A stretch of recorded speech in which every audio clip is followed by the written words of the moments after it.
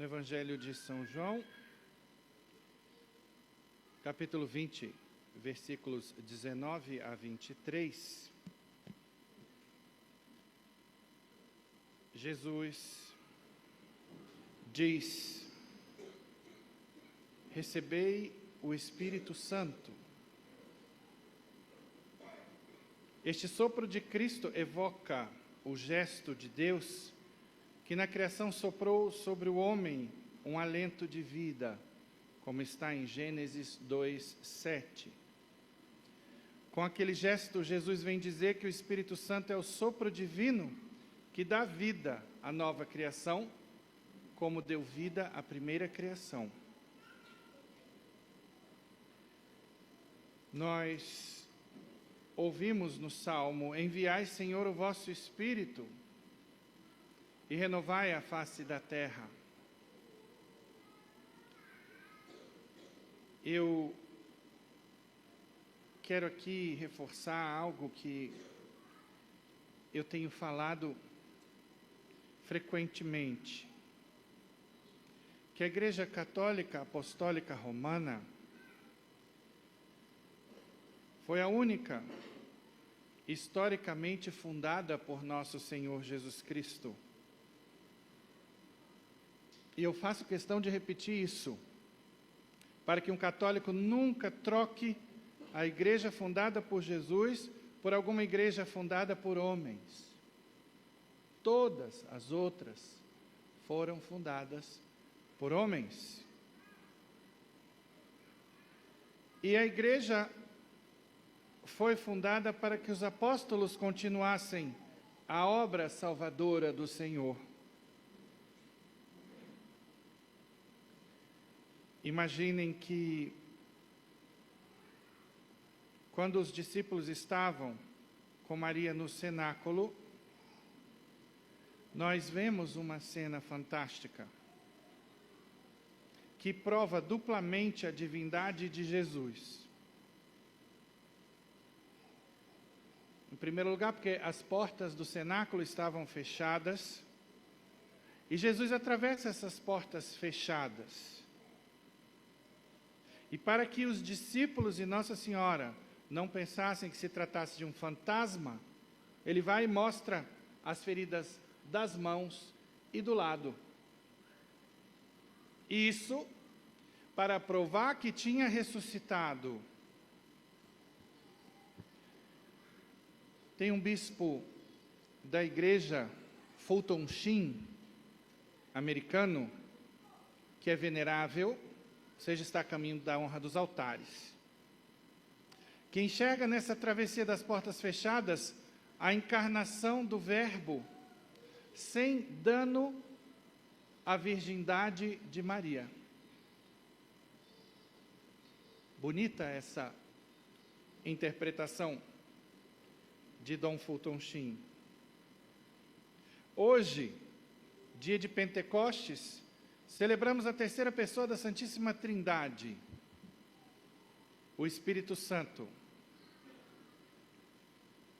Nós vamos dar uma olhada na doutrina da Igreja sobre as características das três pessoas da Trindade, com base no Catecismo da Igreja e nos nossos primeiros padres, especialmente Santo Agostinho e, posteriormente, Santo Tomás de Aquino, o maior doutor da nossa teologia. As três pessoas da Santíssima Trindade, Pai, Filho e Espírito Santo, não são apenas funções ou modos de atuação de Deus, cuidado, senão que são realidades pessoais distintas que compartilham plenamente a mesma essência divina. Então é um Deus em três pessoas. A Igreja rejeitou como heresia o modalismo ou sabelianismo, que afirmava que Deus é um único ser que se manifesta de três modos diferentes, como se o Pai, o Filho e o Espírito Santo fossem apenas máscaras que Deus usa em momentos distintos. Cuidado. Então, A igreja professa que há um só Deus em três pessoas, Pai, Filho e Espírito Santo. Cada uma não sendo parte de Deus, senão Deus inteiro. Isto está no Catecismo dos números 253 a 255. E, portanto, todas as características divinas pertencem igualmente às três pessoas. Vou citar algumas. Eternidade. Então, o Pai, o Filho e o Espírito Santo não tiveram princípio nem terão fim.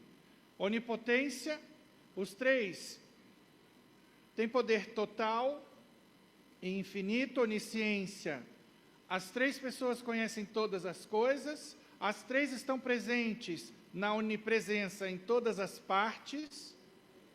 Imutabilidade, Deus não muda. É claro, se Ele é um ser perfeito, não pode mudar. Porque quando há mudança, eu perco alguma coisa, então eu deixo de ser perfeito. Ou eu ganho alguma coisa que eu não tinha. E aí então eu não era perfeito. Imensidão. Deus não pode ser medido. É incomensurável. E bom, Deus é sumo em todas as virtudes que nós conhecemos debaixo da terra. Ele é o sumo amor, a suma sabedoria, a suma misericórdia, a suma justiça, etc. Portanto, perfeitíssimo em todas as virtudes. No número 253, o Catecismo diz: cada uma das três pessoas é a substância divina, a essência ou a natureza de Deus. E o que distingue cada pessoa? A distinção entre o Pai, o Filho e o Espírito Santo não está na essência, mas nas relações internas, nas relações intratrinitárias, dentro da Trindade. Vamos lá? O Pai, Ele não é gerado, nem procede de ninguém. Ele é a origem sem origem. E Ele gera eternamente o Filho, que é Jesus. O Filho, também conhecido como Verbo de Deus, Jesus, que se encarnou, é gerado eternamente pelo Pai. É Deus de Deus, luz da luz, consubstancial ao Pai, como dizemos no credo niceno-constantinopolitano, que nós vamos rezar daqui a pouco. Ou seja, é da mesma substância do Pai. Mas Jesus não foi criado, nem teve início. Ele sempre existiu com o Pai. E o Espírito Santo? O Espírito Santo procede do Pai e do Filho como de um único princípio, como ensina o Catecismo nos números 245 e 246. Ele é o laço de amor entre o Pai e o Filho, e também uma pessoa divina, distinta e da mesma substância. Então, aí vamos tentar entender uma coisa. Como é que o Pai pode gerar o Filho sem que o Filho venha depois? Porque aqui no mundo dos homens, primeiro vem um pai, depois o filho, não é assim? Cuidado, que não, já já vou explicar. Esse é um ponto crucial e pode ser explicado com cuidado. A geração do Filho é eterna. O Pai sempre foi Pai, o Filho sempre foi Filho. Não houve um antes em que o Pai estivesse só e depois gerasse o Filho. Então isso tem que estar bem claro. A geração aqui não é como no tempo humano, senão uma relação eterna e espiritual. Santo Agostinho, que é um dos doutores da nossa igreja, diz que o Pai gera o Filho como a mente gera um pensamento. Pare para analisar isso aí. Como uma palavra nasce no intelecto? Então, na obra De Trinitate, que é a melhor obra já escrita sobre a Trindade, no número 15, está escrito: assim como o intelecto, ao conhecer-se, gera o verbo interior, Deus Pai, ao conhecer-se plenamente, gera o verbo que é o Filho. Portanto, o Filho é eternamente gerado, sem começo e sem separação do Pai. E aqui na Terra, vamos lá, para facilitar a compreensão, até quem está dormindo vai entender. Como fica? Um pai é pai quando? Somente quando o filho é gerado. Antes disso, ele não é pai. Essa realidade de pai não existe. Cuidado que aqui no mundo dos homens, o pai vem antes. Mas essa realidade pai, ela é concomitante à de filho. Aconteceu a fecundação, pronto, pai e filho. Deu para pegar? Vamos lá. Para a gente conseguir entender as realidades sobrenaturais, a gente precisa das realidades naturais. Mas óbvio que aqui a gente está dentro de um mistério. Então a gente vai entender as apalpadelas. Mas a gente vai ver que faz sentido. Que não é uma coisa absurda. Tem religião por aí que tem seus dogmas. E você quando pergunta, por que é assim? Não, porque é. Acabou. Na fé católica não, existe uma base racional, sem se cair no racionalismo, porque não pretendamos que Deus explique tudo por meio da matemática, da física, da química para nós. E eu já disse e repito, por qual razão Deus nos deixa num estado de ignorância? Por causa da nossa soberba, porque com o pouco conhecimento que temos, esse conhecimento infelizmente não está 100% a favor da vida e do amor. Muitas vezes o egoísmo e a soberba tomam conta. E aí nós nos matamos, nós nos dividimos. Então, por isso Deus reserva para si muito conhecimento, mas nos permite conhecer tudo aquilo que é importante para vivermos bem nesta vida e chegarmos à eternidade. Como o Espírito Santo pode proceder de dois e ainda ser uma pessoa? É a próxima pergunta. E aqui existe uma diferença grande entre o catolicismo e a Igreja Ortodoxa, que é um outro grande ramo do cristianismo. Para a Igreja Ortodoxa, o Espírito Santo só procede do Pai. Para nós católicos, ele procede do Pai e do Filho. E por quê? Porque se o Filho não pode, como dizemos na teologia, exalar o Espírito Santo, o Filho é menos potente que o Pai. Fica ferida a igual onipotência das três pessoas. Então, para nós, ele procede do Pai e do Filho. Ele é eterno e Deus completo. A palavra proceder, do latim procedere, indica uma relação de origem e não um início temporal. Então, na Suma Teológica, Santo Tomás diz, o Espírito Santo é o amor subsistente entre o Pai e o Filho. É como o calor que procede de uma chama, sempre esteve ali.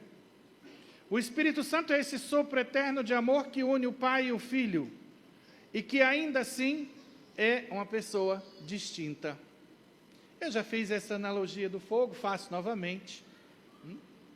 As analogias, que são as comparações, são muito usadas na teologia para facilitar a compreensão dos conceitos. Então, no fogo nós temos chama, luz e calor. Três realidades distintas de uma só realidade. Nós não temos como separar. Elas são distintas, perfeitas, compreensíveis separadamente, mas que são uma só realidade. Não tenho como separar as três. As pessoas agem juntas no mundo, mas de modo próprio. Então Deus age como um só, mas cada pessoa age segundo sua missão própria. Então vamos lá? O Pai cria e envia.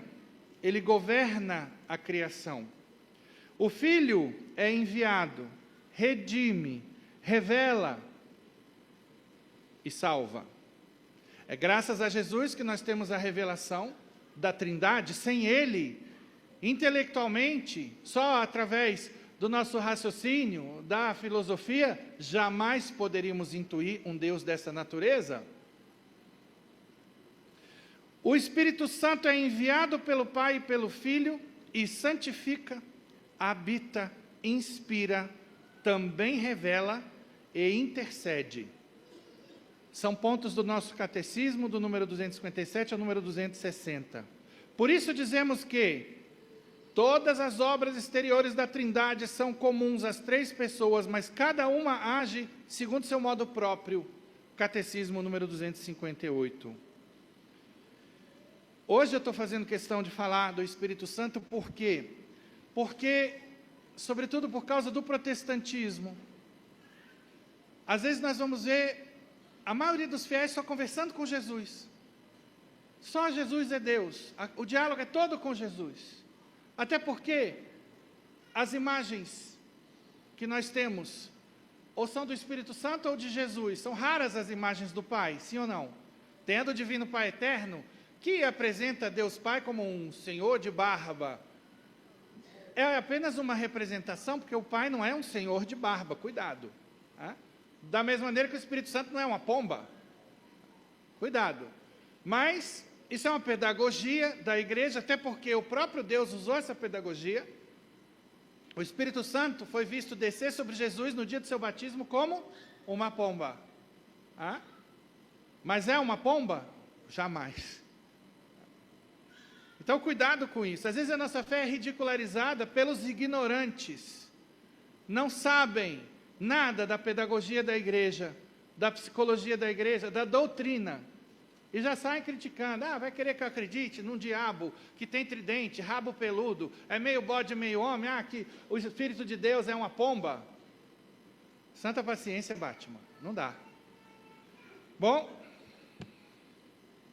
desde o batismo, o Espírito Santo já habita na alma do cristão, tornando-o Filho de Deus e templo do Espírito. Catecismo 1265 a 1266. Então a ideia é, a partir de Santo Agostinho, ninguém ama o que não conhece. Tornar o Espírito Santo mais conhecido para que nós possamos amá-lo, ter intimidade com ele, começar a conversar com ele.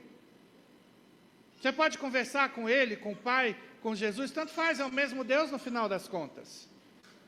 Mas em função da missão, nós podemos levar conversas diferentes. Eu, quando quero pedir coragem, fortaleza, maior amor a Deus, eu converso com o Espírito Santo. Por quê? Por causa do que nós vamos ver já já. Os dons que vêm dele. Eu, quando estou no modo gratidão, eu estou conversando com o Pai. Porque o Pai enviou Jesus. Ele não envia? Acabei de falar na missão. Enviou junto com Jesus o Espírito Santo.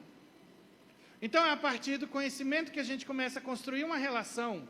Agora, não vamos formalizar a coisa demais. Senão a gente engessa a nossa oração.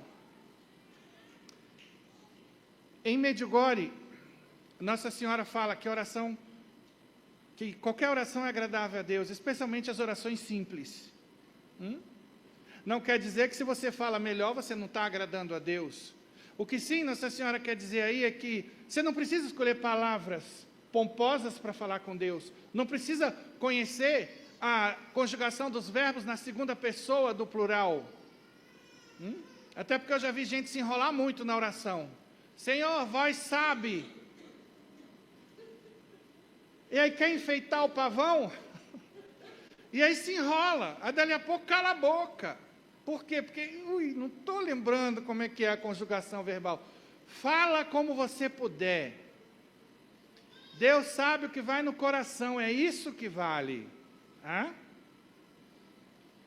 Então também não é assim que você tem que sair dessa missa agora, procurando conhecer melhor cada uma, porque senão uma não vai ouvir a oração da outra, vai, é tudo mesmo Deus. Então, repito, desde o batismo o Espírito Santo inabita, ou seja, habita dentro, com o Pai e com o Filho, nas nossas almas. Porém, é no sacramento da crisma que essa presença é confirmada e fortalecida. O cristão recebe a plenitude dos dons do Espírito Santo, capacitando para testemunhar a fé com coragem e maturidade espiritual. Então, essa fortaleza vai ser muito importante, porque senão, nós adultos, sem crisma, estamos numa guerra. O que a Bíblia fala? Nossa guerra não é contra a carne, nem contra o sangue, é contra as potestades e principados do mal, é uma guerra espiritual, portanto. Então, eu estou na guerra, sem capacete, sem escudo, sem armadura, sem nada. Uma hora dessa, uma flecha, uma bala vai pegar em mim.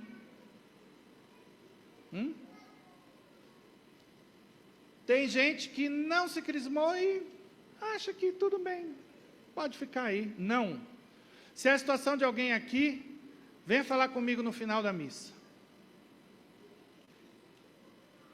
Então, a unção com o santo crisma, que é o óleo do sacramento, nos torna mais profundamente unidos à missão de Cristo e da Igreja. Um erro comum, especialmente em certos grupos da renovação carismática, atenção, quem gosta do movimento, é falar em um batismo no Espírito Santo como se fosse uma nova efusão sacramental. Cuidado com essa expressão. Tem um documento da CNBB falando sobre esse erro.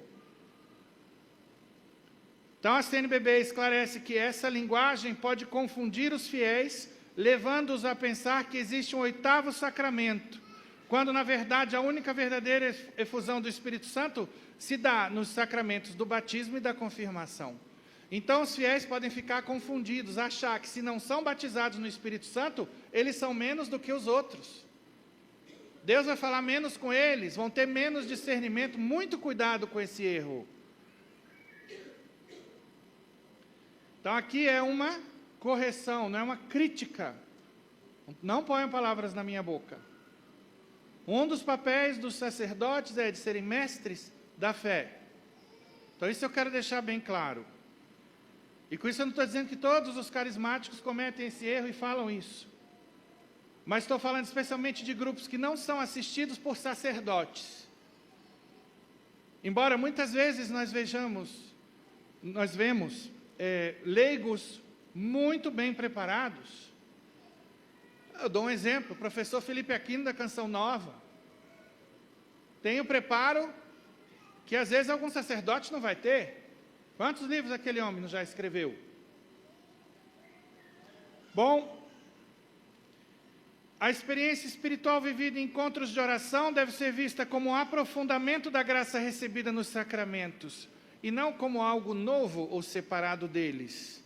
Isso tem que estar bem claro também. A plenitude dos dons do Espírito Santo recebida no sacramento da crisma não significa que no batismo, cuidado, os dons tenham sido fracos ou incompletos, mas sim que na crisma eles são confirmados, fortalecidos e ativados para uma missão madura na igreja. Então, para entender mais facilmente, no batismo recebemos os dons do Espírito de modo infuso, isto é, como sementes plantadas na alma. Na crisma, essas sementes são como que despertadas e amadurecidas para que a pessoa possa viver com mais consciência, liberdade e responsabilidade a vida cristã, especialmente no testemunho público da fé. É o que diz o Catecismo, nos números 1302 a 1305. A crisma imprime um caráter indelével na alma, ou seja, um caráter que não pode ser apagado, e configura o cristão mais plenamente a Cristo, tornando-o cooperador da missão apostólica da Igreja. Portanto, não se trata de completar o que faltou no batismo, mas de dar vigor, plenitude e missão àquilo que já estava presente pela graça batismal.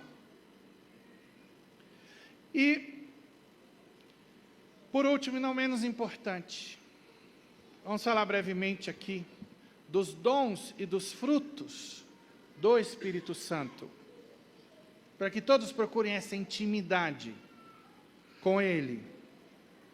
Os dons do Espírito Santo são disposições permanentes que tornam a alma dócil para seguir os impulsos do Espírito. Eles aperfeiçoam as virtudes teologais e morais, quais são? Fé, esperança, caridade, justiça, prudência, fortaleza e temperança, ajudando-nos a viver como verdadeiros filhos de Deus. Então vamos ao primeiro dom, a sabedoria. Do que se trata? leva-nos a saborear as coisas de Deus acima das terrenas. É o olhar de Deus sobre a vida, vendo tudo à luz da eternidade. Eu vou dar um exemplo.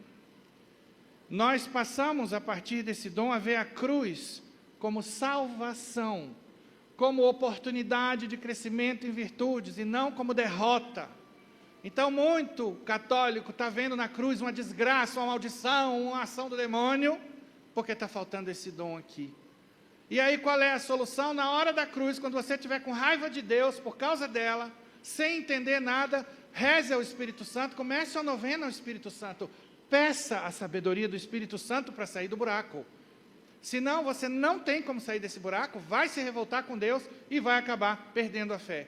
Não dê espaço para Satanás, não converse com ele. Todo tipo de pensamento que terminar com a falta de paz vem do demônio, e por isso nós temos que cortar o mal pela raiz. Agora, muitas vezes a gente fica, batendo altos papos, e ele vai jogando cada vez mais. Ele nos conhece, sabe quais são as suas dúvidas de fé, as suas fraquezas, os seus pecados capitais de estimação, entre aspas, e é aí que ele vai entrar, e ele entra com pé de cabra. Então, cuidado, eu costumo dizer, ninguém vai ver o demônio, ou sentir algo ruim na alma, como se estivesse sendo possuído. Não, ele atua no pensamento. Esse pensamento está em primeira pessoa. Como? Eu não merecia isso. Poxa, eu sou uma pessoa tão boa. Por que eu estou passando por isso? Deus me abandonou. É o diabo dizendo, você não merecia isso, você é bom, Deus te abandonou. Ele inspira esses pensamentos. Então, cuidado, porque a pessoa nem sabe que está batendo papo com o diabo, porque não se conhece mais o modus operandi do diabo. Quer conhecer? Venha para a catequese aqui. Toda quinta-feira às 19h30. Esse ano nós vamos ter uma aula só sobre demônio. Aliás, sobre o modus operandi do demônio. Por quê? Porque é tão importante quanto a fé em Deus, a fé no diabo e no inferno. Por quê? Porque a grande vitória do demônio foi botar na cabeça das pessoas que ele não existe. E aí ele faz a festa. E já vai a minha dica como dever de casa, como eu gosto de passar sempre dever de casa. Assistam 2 filmes que vão mostrar como é a psicologia do demônio e como ela é sutil. Nefarious é Nefarious do inglês, e A Oficina do Diabo, produzido muito bem pela Brasil Paralelo. Recomendo os 2 filmes. Quem quiser ter um mínimo conhecimento de como o diabo age sutilmente. Está duvidando do inferno e da existência do demônio? Assista O Exorcismo de Emily Rose e O Ritual. 2 filmes baseados em histórias verídicas. Assim você vai estar com um cursinho básico de demonologia. E ainda no entretenimento. Embora eu não sei se é tanto entretenimento um filme sobre o diabo, mas é importante assistir. Pode ser até que você perca o apetite da pipoca ou da pizza, mas assista. Mas eu tenho medo, assiste durante o dia. Mas ainda assim eu tenho medo, assiste acompanhado. Mas se o medo persistir, baixa para o celular e assiste aqui dentro da igreja. Se der chabu, a gente resolve. Tem que ser. Dom do entendimento ou inteligência. Ilumina a mente para compreender as verdades da fé, penetrando o sentido profundo da palavra de Deus. Exemplo, entender por que Deus permite o sofrimento. Isso é entendimento. Dom do conselho, ajuda a discernir a vontade de Deus nas decisões da vida, mesmo nas mais difíceis. Exemplo, escolher o bem mesmo quando há confusão ou pressão. Vou dar aqui um exemplo, que vira e mexe a gente escuta no confessionário. A namorada que está sendo pressionada pelo namorado para ter relação sexual com ele. Inclusive sob ameaça, se não rolar, a relação está acabada. Por minha filha, eu digo, acabe a relação. Eu falo brincando, chuta que é macumba. Por quê? Porque, olha aqui, está faltando o conselho. Está sob pressão e precisa escolher o bem. Então é o Espírito Santo que vem. Não só com conselho, mas com o próximo dom, que é a fortaleza, que dá força interior para enfrentar tentações, medos, perseguições e dificuldades, mesmo diante de ameaças ou pressões. Esse é o exemplo que eu ia dar. Ciência permite julgar corretamente as coisas criadas e vê-las como sinais de Deus, evitando o apego desordenado. Exemplo, saber que a criação é dom e não ídolo. Falta ciência a muita gente que está no luto patológico. Por quê? Porque ao invés de louvar e agradecer a Deus, porque teve aquele pai, aquela mãe, aquele marido, aquele irmão, sei lá quem, fica com raiva de Deus, porque idolatrava, a felicidade era aquele marido, era aquela mulher, aquele filho. Louve e agradeça a Deus, porque você, sem mérito nenhum, teve esse marido, essa mulher, esse irmão, esse pai, sei lá quem, sem ter feito nada para merecer. É assim que age o verdadeiro cristão, a partir desse dom. Não está conseguindo superar esse luto? Novena do Espírito Santo, peça o dom da ciência. Piedade. Leva a intimidade com Deus como Pai amoroso e a uma relação filial com confiança, reverência e ternura. Então, é a partir desse dom que nós somos filhos, nós nos colocamos no colo do Pai. Temos uma relação de filho e pai. Exemplo, desejar a oração e amar a liturgia. As pessoas pias são essas pessoas que gostam de adoração, de novena, de igreja, de grupo de oração. Por outro lado, está faltando piedade quando a pessoa é tíbia, morna. Tudo que é sagrado tem dificuldade, não quer. De novo, a solução é uma só. Peça ao Espírito Santo. Temor de Deus. Não é medo servil, mas respeito reverente que nos afasta do pecado e nos faz adorar a majestade do Senhor. Então, por exemplo, evitar o mal não por medo do castigo, mas por amor. E os frutos do Espírito Santo, que estão mencionados em Gálatas 5, 22 a 23, e são explicados no Catecismo da Igreja, no ponto 1832. E aqui eu chamo a atenção. Veja, essa homilia foi quase toda construída sobre o catecismo. Vejam a beleza do catecismo, a riqueza. O catecismo nos explica a fé. E tem católico que ainda escuta a crítica protestante. Ah, vocês católicos seguem o catecismo, não seguem a Bíblia. Diga para esse irmão, para essa irmã que lhe disser isso, você já leu o catecismo? Você sabe o que é o catecismo? Você sabe que eu tenho mais segurança na leitura da Bíblia através do catecismo do que você lendo sozinho? Sabe por quê? Quem escreveu o catecismo não foi qualquer peão, não. É gente muito estudada. Nós, padres, temos pelo menos um bacharelado em filosofia e teologia. Só que a galera por trás do catecismo são santos da igreja. São doutores, pós-doutores em teologia, nas mais variadas ciências sagradas. Além desse auxílio do Espírito Santo que o próprio Jesus prometeu, o meu Espírito Santo estará convosco até o fim dos tempos. Então o Espírito Santo tem que estar mormente na igreja, porque é a igreja que foi fundada para levar os fiéis para o bom porto do céu. Se a igreja se equivoca, começa a ensinar o que é errado, o que vai acontecer com o povo de Deus? Muito bem. Então, quais são esses frutos? Primeiro, são os efeitos visíveis da presença do Espírito na alma, indicam uma vida conformada à graça de Deus. E aqui, gente, eu vou dar uma dica para vocês. Quem estiver buscando a santidade, isso aqui é uma direção espiritual. Comece a colocar no seu exame de consciência, por exemplo, as obras de misericórdia. Por que a gente não peca por pensamentos, palavras, atos e omissões? O que é a omissão, senão o bem que eu posso fazer e não faço? Eu tenho que poder. Então eu vou ver das obras de misericórdia, o que eu posso fazer e não faço. E assim eu vou aperfeiçoando a minha caridade. E aqui, nos frutos do Espírito Santo, eu vou ter um termômetro, para saber a quantas anda a minha conversão.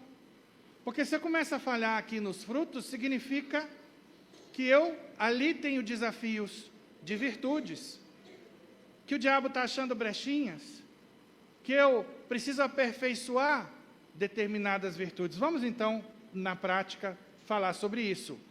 Primeiro fruto, caridade ou amor. Amor sobrenatural a Deus e ao próximo, por amor de Deus, é o maior fruto. Então, como anda o seu amor? No amor, a gente prefere os outros. Então, onde você está se preferindo a si mesmo? O santo vai cada vez menos preferindo a si mesmo e cada vez mais preferindo os outros, colocando como prioridade aquilo que os outros querem, fazer a vontade dos outros. Imagina isso no casamento, que bênção. Agora, dos dois lados, né? Seria perfeito ou não? O marido não quer fazer nada da vontade dele, é só a vontade da mulher. A mulher não quer fazer nada da vontade dela, é só a vontade do marido. As brigas seriam o contrário. Ô, meu bem, vamos ver o filme que você quer hoje? Não, meu amor, vamos ver o que você quer. Não, nós vamos ver o que você quer. Não, é o que você quer. Olha que bênção. Tá? Agora, no egoísmo, cada um puxa a brasa para a sua sardinha. E aí a coisa não vai funcionar. Segundo fruto, alegria. Contentamento interior, mesmo em meio às dificuldades. Fruto da presença de Deus na alma. Então, vai além do prazer ou da euforia. É interessante quando a gente, no dia de fé e obras, que é uma das atividades práticas da nossa catequese, porque aqui também a gente tem atividades práticas. Tá? As pessoas ficam impressionadas com a alegria das missionárias da caridade, que vivem numa pobreza. A alegria das enclausuradas do Carmelo, as Clarissas, todo mundo, nossa, elas exalam a paz interior. Padre, já é o 3º ano que eu venho aqui. Quando eu venho é como se eu renovasse as minhas baterias espirituais. E de fato a gente sente uma vibe, como dizem os jovens, diferentes. Por causa de quê? Desses frutos, como por exemplo também, que a gente vê demais nos religiosos, nos consagrados, paz. Tranquilidade da alma que confia plenamente em Deus. Mesmo no caos, o cristão permanece firme. Então, a galera do Rivotril, da Sertralina e Companhia Limitada, está lhe faltando paz, moçada? Vamos lá, vamos ver se aprenderam. Desde o início eu estou falando o quê? Novena do Espírito Santo. Peça paz. A falta de paz significa preocupações que podem ser resolvidas com confiança em Deus e a ação da sua parte. Combinou as duas coisas? Acabou. Então veja, com relação a isso que lhe preocupa, o que você pode fazer? Já esgotei todas as possibilidades, agora reze e espere em Deus. E já desapega o coração. Porque tem gente que faz a sua parte, reza e pede a Deus, mas só serve se for o que eu quero, na hora que eu quero, como eu quero. A pessoa chega e fica tensa. Não vai ter paz. Entrega. Confiança é entregar. Entendendo o quê? Que Deus sabe o que é melhor. E Ele vai dar o melhor. E o melhor pode ser aquilo que eu não estou pedindo, mas que Ele vai dar, porque por causa da piedade, olha aí a virtude, eu confiei nele, eu fui a Ele, e Ele vai me dar por causa disso. Quarto, paciência. Suporta as adversidades com serenidade e perseverança. Então imagina isso dentro de casa, com pai, com mãe, com irmão. Essa virtude é uma das pernas do amor. Então nós temos que louvar e agradecer a Deus quando temos gente difícil convivendo com a gente. Pode ser seu chefe, quem quer que for. Por quê? Porque são essas as pessoas que vão lhe dar a oportunidade de ver se você é paciente ou não. De exercer essa virtude. Eu pergunto, sem virtudes alguém entra no céu? Não. Então essas oportunidades são oportunidades de ouro? São. Então por que a gente vai achar ruim? Fator diabo explica um pouco a coisa, além do fator egoísmo. Então o diabo vai em cima do egoísmo e aí a gente chuta o pau da barraca. Benignidade, gentileza no tratar com os outros, delicadeza no agir, ou seja, a bondade traduzida em atitudes. Então, mais uma vez, preste atenção como aqui a gente tem um checklist, uma lista de checagem, para ver se nós estamos nos santificando. E aí isso eu posso levar para a direção espiritual, isso eu posso levar para o confessionário. E aqui vejam como a doutrina da igreja ajuda a construir pessoas melhores. Se o mundo escutasse o Evangelho, seria diferente. Bondade, desejo habitual de fazer o bem com sinceridade de coração, que nos leva a agir com integridade e compaixão. Longanimidade, esse aqui é interessante, porque falta em muita gente. Constância e firmeza diante das demoras de Deus ou das dificuldades. Longo ânimo está na raiz. Então eu tenho que persistir no bem, mesmo sem resultados imediatos. Tem gente que fica chateado, briga com Deus, para de ir à igreja, larga tudo de mão. Vitória do diabo.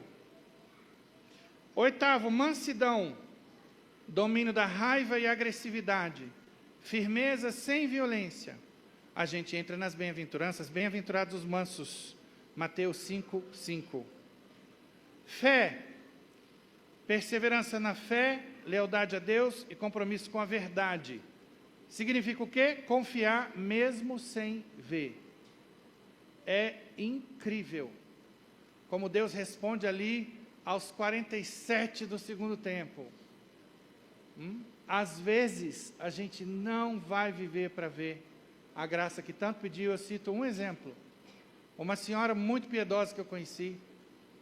O grande sonho dela era uma mulher de Deus, vivia defendendo a fé, passava dia e noite diante do Santíssimo, rezava o texto, tinha mais calo no joelho do que se bobear todo o clero do Distrito Federal. E aí, o grande sonho dessa mulher era ver a filha convertida. Ela morreu.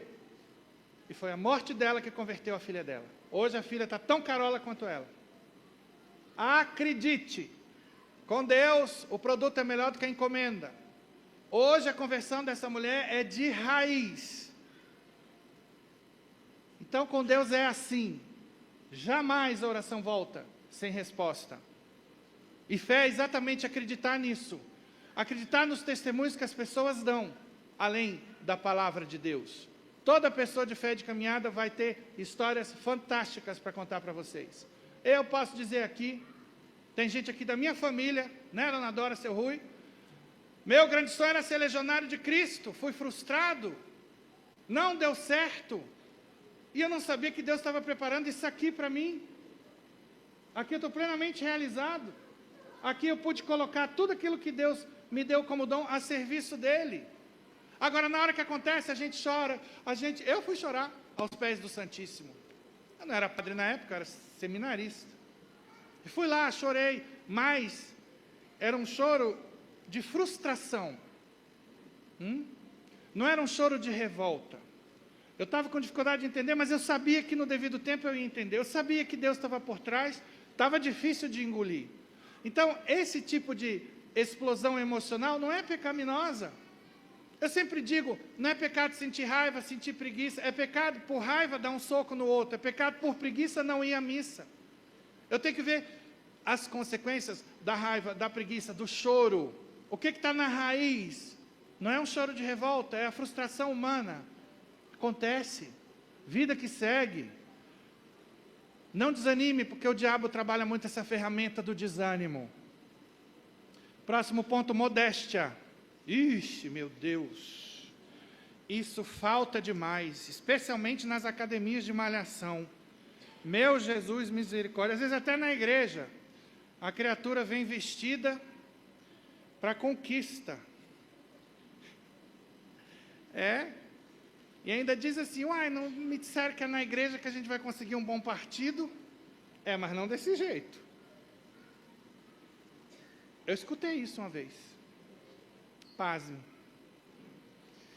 Então, como você anda se vestindo?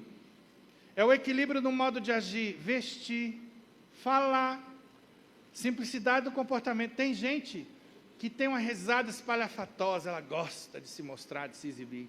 Fala alto. Então, tudo isso fere a modéstia. Não buscar destaque, mas sempre a glória de Deus. Inclusive, entre os religiosos, a gente vê até uma mortificação do olhar. Tem um padre do Mosteiro da Santa Cruz, quando ele fala com a gente, ou ele olha para o chão, ou ele olha para o céu. É impressionante. Agora, a paz que ele exala é incrível. Ninguém fica chateado porque ele não está olhando no olho. Continência, autocontrole, especialmente nos desejos sensíveis. Saber dominar os impulsos, não ser escravo deles. E por último, não menos importante, a castidade, que é a vivência ordenada da sexualidade conforme o estado de vida e os mandamentos de Deus. Cuidado, porque tem gente casada que é desregrada aqui. Porque para essas pessoas o sexo é tudo. O outro é bom se funcionar, desculpe a expressão, sexualmente. Se toda vez que eu procurar está disponível. E a pessoa começa a perder o interesse, a admiração por conta disso. Cuidado. Se alguém estiver numa situação dessa, venha conversar, porque o diabo começa o adultério aí. Que aí, não está sendo como eu quero, do jeito que eu quero. Daqui a pouco está olhando para outras pessoas, daqui a pouco vem o pecado. Então tem que haver castidade. Castidade não é só coisa para solteiros. Então é a pureza de corpo e de coração. Então, meus irmãos, com isso eu termino. E vamos começar a incluir nas nossas confissões esses pontos que eu coloquei hoje para o checklist do exame de consciência. Porque senão a gente vai passar a vida inteira só fugindo do pecado grave. E o que é próprio do amor? Não é fazer a vontade do amado? O que Jesus diz? Quem me ama é quem cumpre os meus mandamentos. Hoje, nós vemos aqui no Evangelho esse envio do Espírito Santo e essas palavras. Quem não me ama, não guarda a minha palavra, e a palavra que escutais não é minha, mas do Pai que me enviou. Então, se a gente quer a inabitação da Trindade nas nossas almas, nós temos que viver no estado de graça. Louvado seja nosso Senhor Jesus Cristo.